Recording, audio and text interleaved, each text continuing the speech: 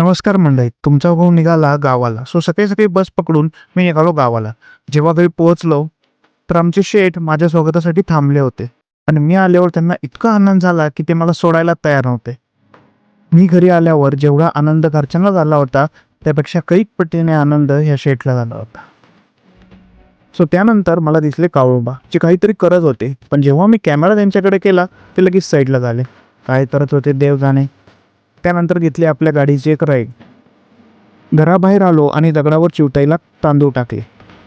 चिवता येईल आणि खाईल. चिवताईने सुद्धा खाण्यासाठी खूप वेळ लावला. त्यानंतर रात्री घरात बसली ही ब्लॅक कॅट, पण पूर्ण ब्लॅक नाही. टेन्शन घेऊ नका.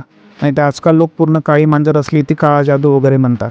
हिला मानेपाशी एक पांढरा स्पॉट आहे. मित्रांनो, असा होता आजचा व्लॉग. कसा वाटला नक्की सांगा. थँक्यू.